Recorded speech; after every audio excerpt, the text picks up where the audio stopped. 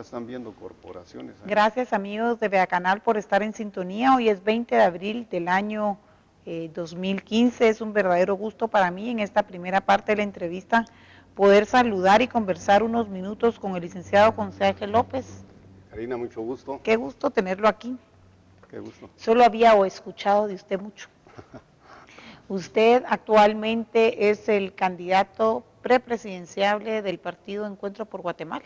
Sí, actualmente yo soy un precandidato que no hemos hecho más comunicación sobre ese tema por la prohibición que hay, pero en el día de la asamblea de nominación pues se hará, ya hay un grado de consenso en los grupos y me han hablado de tener la posibilidad de ser el candidato. Ahora mi posición es un precandidato. Muy bien. Licenciado José Ángel López, ¿qué fecha está prevista la asamblea de Encuentro por Guatemala? Está planificada para finales de mayo porque tenemos algunas asambleas todavía pendientes y no queremos acelerarla porque queremos darle la oportunidad a todas nuestras bases para que puedan realizar sus asambleas bajo todos los requisitos legales y también bajo los legítimos, que es a través de los procedimientos de la democracia. En este momento están en asambleas departamentales dentro del partido. Sí, estamos trabajando las asambleas para nominación de los candidatos a alcalde y de los candidatos a diputado. ¿Y alrededor de cuántos candidatos a diputado y candidatos a municipios, alcaldías van a llevar? Bueno, nosotros estamos hablando de tener una posibilidad de llegar a 200 candidatos a diputados y de municipalidades de igual manera. Estamos hablando, pues aquí el partido, debo reconocer que es muy cuidadoso de estar poniendo candidatos por poner candidatos, sino que estamos tratando de encontrar figuras o personas que representen trabajo, honestidad en las comunidades, y eso garantizaría que nuestro partido pueda desarrollarse con personas comprometidas con las comunidades. Alrededor entonces, ¿como de cuántos candidatos a alcaldes llevarían? 200. También sí. 200, ok. Qué alegre. Muy bien, para los que no conocen al licenciado José Ángel López, él es un amador y protector del sistema cooperativista. El sistema cooperativista cree en que la riqueza debe ser de una manera horizontal y no vertical, ¿verdad? No hasta que se caiga la gota al piso, que le llegue un poquito de aliento a la persona. Fue durante 14 años presidente de Banrural, también fue 16 años director del mismo, estuvo 3 años y fue reelecto en Anacafé, y 8 años fue gerente de cooperativas de café. ¿Verdad? Así es. Muy bien, si yo le tengo que preguntar, ¿cuál es su filosofía de vida? ¿En qué cree José Ángel López? ¿Por qué de estar en el sector privado el salto a competir por la primera magistratura del país? ¿Qué es su mayor motivación? Bueno, Karina, en primer lugar, muchas gracias. Qué gran gusto estar el día de hoy en Beacanal, y también un saludo a todos los televidentes. Yo creo que este ejercicio es muy importante para que nosotros, los que estamos dando ese paso de una actividad privada a la actividad política, nos conozcan y puedan conocer el recorrido de vida de uno, así como sus opiniones o su visión sobre la vida. Mi filosofía básicamente está sustentada y lo comparto con mucho orgullo, es la cooperación. Yo he estado vinculado al movimiento cooperativo desde niño. Mi papá es un cooperativista y gracias al movimiento cooperativo y que nos trasladamos a cultivar café, pequeños productores de café, nos transformó nuestras vidas, y además mucha gente que trabajó en el desarrollo, en labor social. Mi papá se vinculó y también eso nos ayudó a ver nuevas oportunidades. Entonces yo creo que el sistema de la cooperación o del cooperativismo es una opción para el país, y no solo para el país, para el mundo, porque el cooperativismo tiene una filosofía muy importante, la supremacía del ser humano sobre cualquier cosa, y en este caso es sobre el capital. En el cooperativismo, una persona, un voto para tomar decisiones, no es cuánto de dinero o cuántos negocios hace en la cooperativa, eso es secundario. Él gana sus dividendos, sus utilidades o las ganancias que gana en su negocio, eso da el capital, pero su dignidad está basada en respetar de que todos somos iguales, independientemente de qué poseemos, y esa es una de las grandezas del movimiento cooperativo. Además, que el movimiento cooperativo tiene dentro de sus estatutos dedicar parte de sus utilidades del año para educación y para apoyo social. Eso hace que sea un movimiento humano, porque no solo estamos hablando, aprendan a hacer dinero, tienen que aprender sobre filosofía cooperativa y sobre filosofía de la cooperación y la convivencia colectiva, el emprendimiento en colectividad, que tiene una serie de dificultades, porque uno siempre tiene diferencias y siempre tienen que haber problemas, pero la oportunidad de esto es que los más pequeños también puedan salir adelante en una economía de escala colectiva.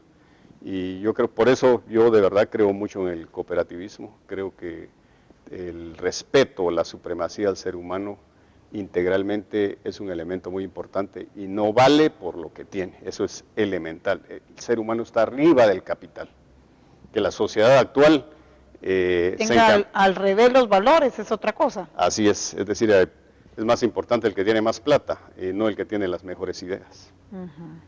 Muy bien. Si yo debo de remontarme a su niñez, ¿cómo fue su cuna? ¿De qué cuna viene José Ángel? Yo vengo de Jacaltenango, Huehuetenango. Mi papá y mi mamá vivieron allá. Mi mamá conservó su traje, ya falleció, que en paz descanse. Mi papá igual, somos jacaltecos, hablamos popti. Ahí mi papá, la verdad es que nos dio, y mi mamá nos dieron un ejemplo de vida, que vinieron desde muy abajo y nos sacaron adelante. Yo estudié en Jacaltenango gracias a la congregación de los Merignol. Ellos montaron un colegio allá y mi papá trabajó con ellos, entonces estudiamos en un colegio de los Merignol donde iban las egresadas del Montemaría a darnos clases. Yo tuve el privilegio de tener en primero primaria a 2 maestras del Montemaría.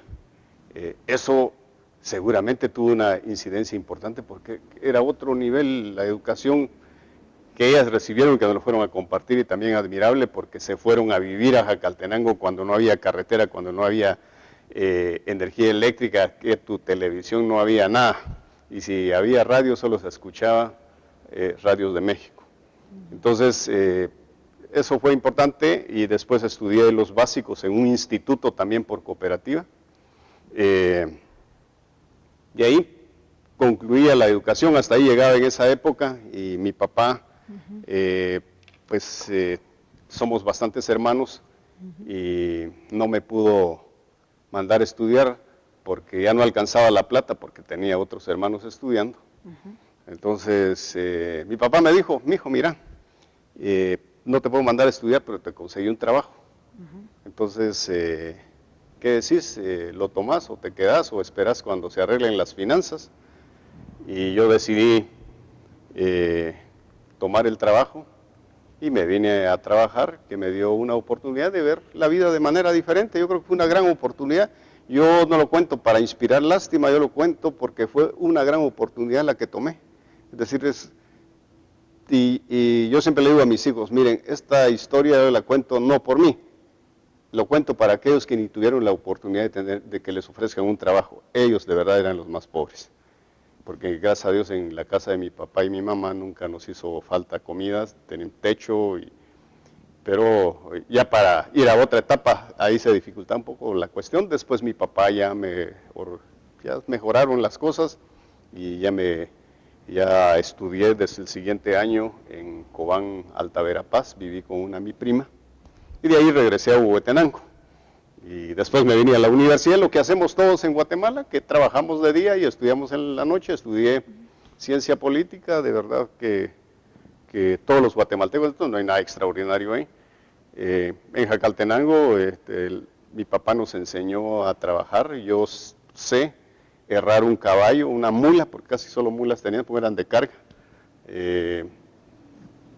montar, no como los que montan caballos aquí, sino que íbamos, me recuerdo, salíamos de vacaciones y nos íbamos, en ese entonces todavía mi papá cultivaba mucho maíz, dependíamos del maíz, nos íbamos una semana a un lugar que se llama Llano Grande, que es la parte cálida de Jacaltenango. En jacalteco se dice Nimanacal.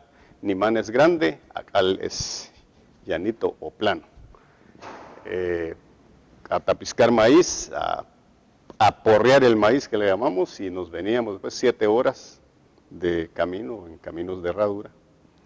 Y de verdad que fue una bonita experiencia, porque ahí aprendimos también ese sentido de la vida de esa generación, que se juntaban en la tarde en los ranchos a las 6 de la tarde a comer juntos, los señores que tenían sus ranchos cerca y llevaban a sus hijos y todo. Ese sentido del trabajo, pero también el sentido de la comunión y de la convivencia, a pesar de que estábamos entre el monte. Yo nunca puedo decir que vi problemas, siempre vi alegría, vi sonrisas, vi bromas en estos señores.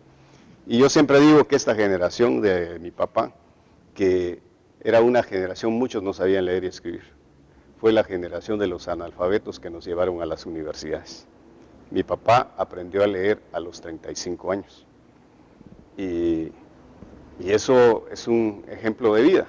Entonces, ¿uno qué tiene que hacer? Imitar, hacer y cultivarse en los valores, en el trabajo y sobre todo la lucha incansable. Ahí están, yo tengo a mis amigos de esa generación que pues da gusto ver casi que todos resultaron profesionales, y también conservar nuestros valores culturales. Si bien es cierto, todas las culturas se transforman, pero deben de conservar su esencia. Y es parte de eso que hay que conservar de nuestra cultura. Afortunadamente en Jacaltenango hay mucho arraigo, hay mucha valoración de nuestra cultura. Y eso es importante. Claro que también tiene sus dificultades como cualquier sociedad o como cualquier municipio, pero creo que esa es la ruta que nosotros... y entonces, ¿en qué momento entra, se gradúa de licenciado en Ciencias Políticas, y en qué momento entra al Banrural? Bueno, para comentar esto, yo entro a trabajar a Anacafé. Yo fui auxiliar de departamento en Anacafé.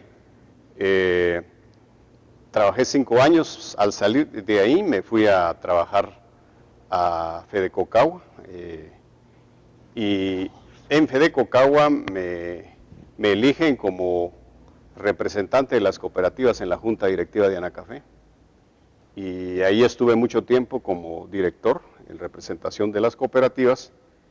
Y me tuve que esperar mucho tiempo, porque la estructura de Anacafé, pues ahí está, hay acuerdos de grupo y nosotros no teníamos posibilidades. Creo que dos cooperativistas, uno ha sido vicepresidente y yo que fui vicepresidente y además fui presidente, pero yo creí que podíamos colaborar viendo cómo acelerar el apoyo a las cooperativas, y en el 2003 asumí la vicepresidencia. Debo de decir que me la ofrecieron con tiempo de antelación, pero yo no acepté. Eso fue, entonces esperé al 2004, me eligieron por 1 año y de ahí me reeligieron por 2 años más. También debo reconocer que me hablaron para ver si me reelegía por un tercer periodo y yo dije que no estaba. Algunos caficultores, no todos, pero ahí estuve. Entonces eso es una representación que le debo a las cooperativas. Después, en el año 1990, me nombran como gerente general de la Federación de Cooperativas de Café de Guatemala, que es Fedecocagua, y ahí empezamos a conversar sobre la iniciativa de estructurar un banco para el sector cooperativo, porque teníamos muy pocas posibilidades de conseguir créditos en el sistema bancario. Debo reconocer que a través de las amistades conseguimos un crédito, pero muchas veces otros bancos nos dijeron no. Entonces hagamos un banco y todo, pero ¿cómo? Bastante difícil. Entonces, empezamos a trabajar. Recuerdo que hicimos un trabajo que se llama el Acuerdo de Santa Catarina, porque la reunión fue en Santa Catarina, Palopó. Ahí hicimos un excelente trabajo sobre la visión que teníamos del movimiento cooperativo hacia el futuro y qué pasos deberíamos de dar. Y tomamos la decisión de seguir trabajando en el banco y por fortuna estaba el ministro Luis Arturo del Valle en la época del presidente Ramiro de León Carpio, que empezó a tratar de ver qué se hacía con Bandesa. Y la primera decisión oficial que se tomó para transformar Bandesa a Banrural fue en la cooperativa San Juan Bautista en su beneficio Platanares. Ahí se tomó la decisión. Después se conformó un equipo de excelentes personas con mucho talento que empezaron a trabajar. Se conformó un consejo consultivo para la transformación de Bandesa a Banrural, y en el cual participé y participaron un montón de cooperativistas, participaron técnicos, un montón de gente que todavía está en el banco. Y sucedió, se aprobó la ley de transformación, ahí está el banco. Fede Cocagua fue el primer accionista, aparte del Estado, del banco, y fueron 5,000 quetzales que compramos de acciones. Fíjese que esa era la pregunta que yo le iba a hacer, ¿cuál fue el capital semilla? El capital semilla, efectivamente, el Estado aportó los activos de Bandesa. En activos que estamos entendiendo. Que su infraestructura, lo que tenía en ese momento, en activos totales, activos financieros, activos físicos, etcétera, equipo y todo, lo aportó. Se hizo un justiprecio de ese aporte que fue de 60 millones. Después venimos las cooperativas, las organizaciones no gubernamentales, organizaciones mayas, pequeña y mediana empresa y público en general y mujeres rurales como accionistas del banco. Y ahí principió a crecer. Tuvimos algunas dificultades y todo, pero el banco empezó a crecer, gente con mucho talento, tanto en la parte administrativa como en la parte directiva, de los accionistas, y así se fue desarrollando el banco. Entonces, yo fui miembro, estuve en el primer consejo del banco por 2 años y después me eligieron presidente en diciembre de 1999 y concluyó mi periodo en diciembre del 2013. Muy bien. Banrural ahorita es de los tercer banco más grande del país, más o menos. En activos el segundo banco más grande, pero el que tiene la mayor cobertura de puntos de servicio y es el banco más rentable de Guatemala. ¿Y siguen jugando un papel primordial las cooperativas? Bueno, las cooperativas tienen su rol en el banco, tienen sus acciones, pero de igual manera yo puedo hablar de los pequeños y medianos empresarios que son muy importantes, las organizaciones mayas, ONGs que también tienen su rol y sobre también en este caso las mujeres rurales, público en general que tienen acciones en el banco, pero la ventaja de la estructura del banco es que las acciones son por series. Es decir, cada serie tiene un representante en el consejo, no el que tiene más acciones pone a todos los accionistas, los miembros del consejo de administración, sino que es cada quien tiene su representación y eso asegura una gobernanza equilibrada porque todos están representados, nadie está excluido. Y eso creo que es muy importante para el futuro del banco. Si se trastoca esto, podría desequilibrar el sistema de gobernanza del banco. Ahora yo le quiero preguntar, después de ser un exitoso banquero, ya nos contó su vida, ¿qué lo motiva? ¿Por qué este salto? Bueno. ¿Ahora qué quiere hacer en su vida? Le comento, Karina, cuando yo decidí estudiar ciencia política, debió haber sido por noviembre o diciembre de 1979, mi papá estaba con su amigo que era supervisor de educación allá en Jacaltenango, platicando. Entonces el señor me me pregunta, el que en paz descanse, era un excelente ser humano, y me dice, vos Patojo, ¿y qué vas a estudiar? Ciencia política, le dije. Para esa pavosada no se estudia, me dijo. Entonces vengo yo y le contesto al señor y le digo, mire, aquí en Guatemala hay buenos profesionales, y yo creo que aquí lo que está fallando es que hay malos políticos, le dije. Entonces, ahora cuando uno reflexiona, un día platicando con mis hijos, me dice, papi, ¿por qué dijiste eso? Tal vez porque la información que yo recibía era que la cosa también funcionaba así, solo que ahora se ha ido agrandando. Entonces, y de ahí yo siempre he tenido esa participación y ese interés, pero también la reflexión, desde hace mucho tiempo que traigo esta reflexión y muchos amigos que también vos deberías de participar, pero no puedo decir que la decisión es por mis amigos, es una decisión propia. Guatemala me ha dado mucho. Yo vine sin nada. Éramos una familia con muchas limitaciones. Hoy, gracias a Dios, tenemos una vida más digna. ¿Y por qué no decirlo? Tal vez con más comodidades. Pero hay mucha gente que no ha tenido la oportunidad. Y yo creo que uno debe devolverle al país lo que le ha dado a uno. Y hay varias formas de servir, yo le comento. Allá por el 2007, como yo era presidente de Anacafé y me acababan de dar este reconocimiento de personaje del año por parte de Prensa Libre, pues me empezaron a hablar varios. Entonces, en una conversación que teníamos en mi familia, con mi esposa y mis hijos, les compartí. Pues eso hace 8 años y mi hija debía tener 19 y mi hijo 14. Les comenté, papi, tú no necesitas de la política para servir al país, me dijo mi hija. Y porque tú, el trabajo que has hecho en tu vida es más de servicio. Y mi hijo viene y me dice, papi, tú nos dijiste que en la vida hay que tomar retos y riesgos y la política es eso. Y mi esposa me dijo, José Ángel, cualquiera que sea tu decisión, estaré contigo. Entonces, ya ha venido siempre esa discusión. Y ahora que la tomé, la verdad, mi principal punto de vista, bueno, creo que puedo aportar algo. Creo que puedo servir. Y quiero hacerlo. Yo de verdad, en esa ocasión, tomé la decisión de no hacerlo, porque también estaba tratando de ordenar las cosas en mi casa.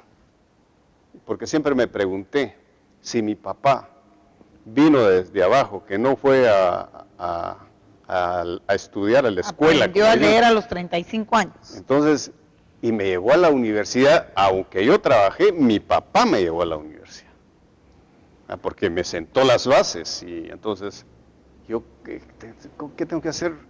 Aunque sea un poquito así, subir la grada con mis hijos. Entonces yo siempre tuve como plan de mi vida mandar a mis hijos a estudiar afuera. Ya lo cumplí, entonces ya cumplí mucha, ahora ya puedo dedicarme a otras cosas. Y eso es lo que he hecho. Yo no acepté en ese entonces porque tenía esos compromisos y uno tiene que estar seguro que no los va a mandar a estudiar afuera y a medio camino los regresa uno porque hizo falta, entonces tengo que estar seguro de eso. Y felizmente que cumplí esa meta que me propuse con mis hijos y entonces ahora yo quiero dedicarme a esta otra actividad que siempre son retos nuevos, son nuevas formas de ser. Yo no voy a decir que es similar a lo que he hecho, es totalmente diferente, pero es un reto difícil, pues como me dice mucha gente, José Ángel, ¿vos por qué te vas a meter a política si estás tan tranquilo ahora? Estás loco. ¿Para qué? No vale la pena, estás viendo cómo está toda la situación. Justo por eso hay que meterse. Si estuviera buena la situación, pues ¿para qué se van a meter a interrumpir lo que están haciendo bien las cosas? Entonces yo creo que ahí está el reto, es devolverle toda esa generosidad de Guatemala y de Dios hacia mí, porque me dio mucho, de verdad. Yo creo que hay mucha generosidad. Yo a veces digo, Dios te pido que no seas tan generoso conmigo porque a lo mejor me lo vas a quitar. Le digo, Dios, no es así pues. Pero uno tiene que siempre estar agradecido y además no soy yo, es un montón de gente que me ayudó, que colaboró conmigo, que me ayudó a subir. Uno es mi familia, mis papás, es mi pueblo, pero también uno se encuentra en el recorrer de la vida un montón de gente que con sus consejos, con su sonrisa, con alguna ayuda pequeña le ayudaron a uno. Yo le debo a un montón de gente que me apoyó. Cuando vine aquí en 1976 a Guatemala, llegué a Palín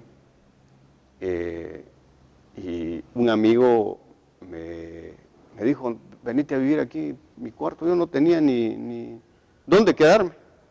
La primera noche, o las 2 noches seguidas creo que fue, me ayudaron ahí, puse unos cartones y una sábana, porque no había lugar en catre, los que tenían los pobres, ni modo que íbamos a dormir en el catre, no. Pero después me fui a comprar mi catrecito, y me recuerdo que lo compré en la avenida Bolívar, me lo subí en la camioneta y el piloto, el catre paga, me dijo. Y así fue, yo viví aquí en la colonia San Martín, con mi amigo Miguel Díaz, a quien le debo ese gran favor de haberme cobijado en su cuarto. Y ahí ahora cuando veo la colonia San Martín, nada que ver con lo que era en 1976. Entonces, después de eso uno ve cómo la vida ha sido tan generosa conmigo. Entonces uno no puede estar con indiferencia viendo la realidad del país, un montón de personas que todavía necesitan un apoyo sustantivo, otros que solo necesitan una oportunidad. Y comento esto porque un muchacho en Sololá, en una reunión que tuve hace poco, hace como unas 3 semanas, un mes, me lo encontré y me decía, mire, licenciado, ¿y qué piensa usted? Empezamos a hablarse. Mire, yo sí, a mí no me gustaría ver a mi mamá haciendo cola para recibir una bolsa segura o solidaria.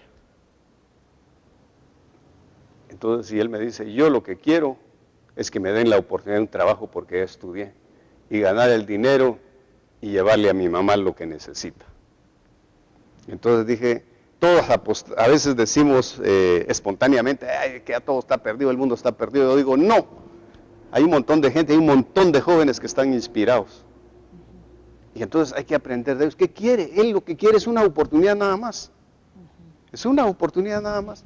Entonces yo creo que sobre esa base tendríamos que ver el futuro del país y sobre esa base he tomado mi decisión. Yo debo de preguntarle, nos quedan unos minutos, yo debo de preguntarle y entrar a profundizar, ya que ya tuve la oportunidad, al igual que muchos guatemaltecos, de conocerlo, ahorita mientras conversamos. Si yo le tuviese que preguntar los 3 principales problemas que afronta el país, ¿cuál sería su punto de vista? La desigualdad, la corrupción,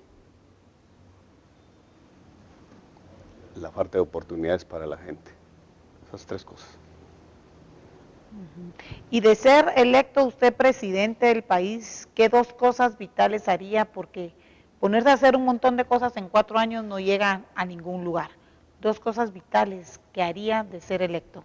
Yo iría a desarrollar toda la infraestructura rural, porque aquí ya tenemos carreteras de 4 carriles y hay lugares donde no ha llegado y la gente sigue cargando a puro tuto sus cosas y todavía les exigen competitividad. Ridículo. Energía eléctrica que no es de calidad y queremos globalizarlos. Entonces, hay un montón de limitaciones. Lo otro, que creo que hay un montón de cosas que hacer en educación, en salud, en infraestructura total, en ordenamiento territorial, en el tema de seguridad alimentaria, que si nosotros incidimos en mejorar las condiciones en el área rural, pues vamos a buscar nuevas maneras de cómo evitar que muchas personas sufran de más desnutrición y se mueran de hambre, porque aquí en Guatemala no es como los países del África que son desiertos y mucha gente se muere de hambre. Aquí es un país que, aunque sea con el corredor seco, todavía germina la semilla. Tenemos capacidad de producir alimentos, pero el problema es que la gente no tiene los ingresos para accesar a los alimentos. Entonces, ¿de qué se trata? Y también, ¿qué vamos a hacer con los que tenemos 50 años? Pues habrán políticas que hay que hacer, pero tenemos que pensar en los que están saliendo y entrando a la vida y como población económicamente activa. Yo creo que lo que deberíamos de hacer es una política de emprendimiento y generación de empleo para los jóvenes, porque no podemos tener una generación de frustrados, no podemos tener una generación de personas que no tienen oportunidades, no podemos dejar todo ese conocimiento, esas destrezas que se han desarrollado, que ha invertido el país en esos jóvenes y no utilizarlas.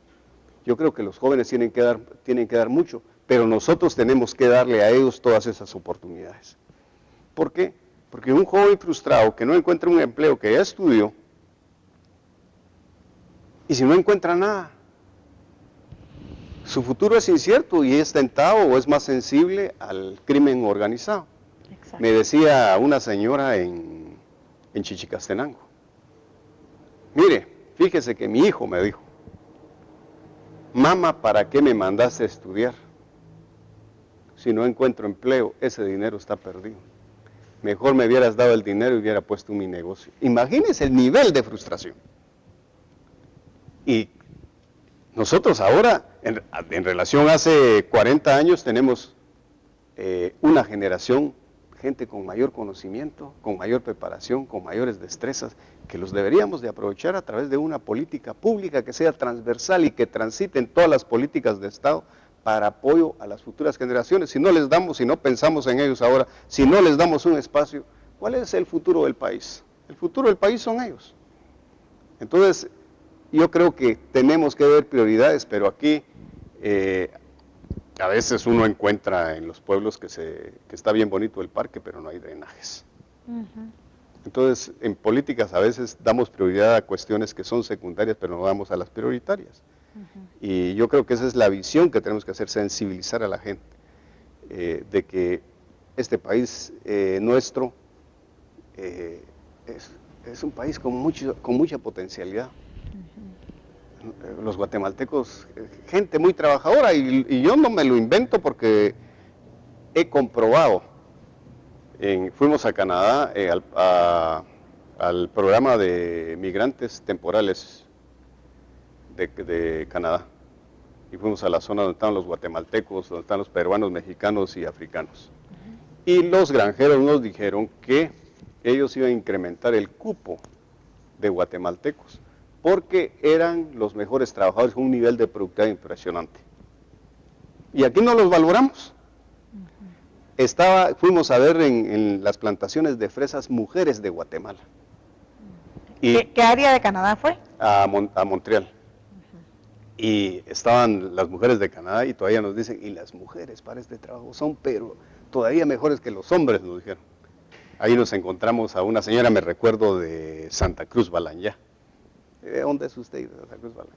Y mire, ¿cuántas veces? Esta es la tercera vez que vengo y que no sé qué. ¿Y qué hace con su dinero? Ya puse mi negocio allá en mi pueblo. ¿De dónde es? En Balanyá. Mire, la gente prospera y también creo que aprende. Hoy yo conozco a otro muchacho que viaja mucho a Canadá. Como él también, esos programas no solo se aprovechan, pues, que se aprovechan allá por su nivel de productividad, pero también economía del conocimiento es muy importante porque van a aprender otras cosas que les transforma la vida. Muy bien, ha sido un gusto y un privilegio poderlo tener aquí en Beacanal. Esta me imagino que va a ser la primera de muchas entrevistas. Suerte. Si debo de resumir, ¿usted cree en una economía social de mercado? Así es, ese es el punto de partida, una economía social de mercado, que deja al mercado, pero le da fortaleza al Estado, pero también trabaja en la parte social. Es decir, hay una combinación de tres elementos. Es decir, no es el mercado en sí solo quien resuelve los problemas. Exacto. Un Estado fuerte para que las reglas del juego funcionen, pero que también repercuta en mejores condiciones de vida de todos los guatemaltecos y en especial aquellos que tienen más dificultades que otros. Y yo creo que una economía social de mercado asegura un mejor futuro. Hay ejemplos exitosos en el mundo de los cuales podemos nosotros aprender. Muy bien, muchas gracias, licenciado José Ángel. Ha sido un gusto y un privilegio. Es hora de despedirme, de pasar al segundo segmento. Regreso enseguida.